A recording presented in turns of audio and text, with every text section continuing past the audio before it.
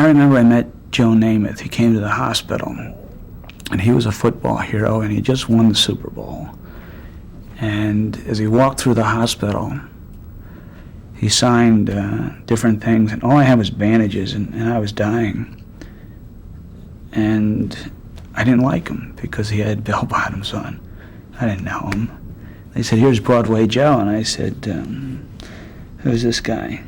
And I wasn't part of it. When you're not part of it, you feel disenfranchised, you feel hurt, you feel denied. Then when you come back in and you try to plug in, you're always playing catch-up in the employment scene, you're playing catch-up in the education scene. You think it feels good sitting in a classroom. And I remember my first English class that I had taken. They want you to write what you did last summer. Well, I was only 20 years old. And I wrote that I was a captain in the United States Army, that I had fought in 4 different countries, that I was a Green Beret, and that I was all these things.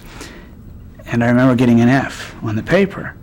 And the professor said he wanted facts, not fiction.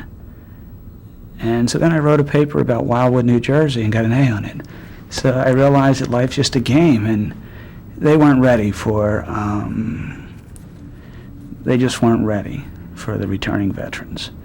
And what I did is I tried to energize the veterans, because they said that we can't make a change, we can't make a difference. And there was a cadre of veterans that we got together. And some of them didn't think the way I thought. I mean, there was John Kerry from Vietnam Veterans Against the War, who's now a U.S. Senator. There was Bobby Mueller from the same group. I was very much in the thought process that we could win the war. So I disagreed with them politically.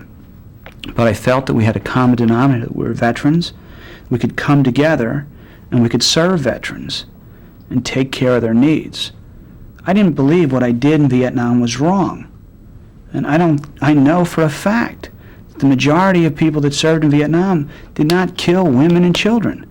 We fought against the Viet Cong, and the Viet Cong, for the most part, were very weak, and we would have kicked their tails to here and to hell and back.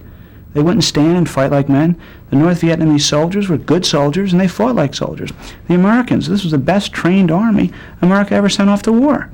Do you realize in World War II they were practicing with wood weapons before they hit the shores? In America, we were trained. We got there and we were well trained. So I just feel, looking back, we can always say a lot could be done, should be done, will be done. But I did a lot. And in joining up with that cadre and joining up with Jan Scruggs, a kid who helped with the Vietnam Memorial in Washington, D.C., joining up with all these people, we ended up, the veterans themselves, whether they were for the war or against the war, we did our own Tomb of the Unknown Soldier, we did our own Vietnam Veterans Memorial, we authored our own legislation into law for Agent Orange, we did everything by ourselves. I remember an old man saying to me, "Son, don't expect us to do it for you. If you want power, if you want the reins of power, you've got to pry finger by finger off those reins, because we're not going to give you power. You've got to fight for it." So we fought for it back. We fought gallantly, and we won. But we had a lot of losses along the way. We lost a lot of people. Memorial, or any memorial, and I've helped a lot of memorials throughout the nation. It's not to glorify war. It's to remember and reflect. On the heroics, yes. On those that died, yes. And also to reflect, just as they have memorials to those that died in the Holocaust and World War II. It's so that generations after us can reflect and say, let us not make the same mistake. Let us never let this happen again. And hopefully they'll understand. Can you say there's never going to be another war? No. Let us not be that naive. But if there is another war, let us do it differently.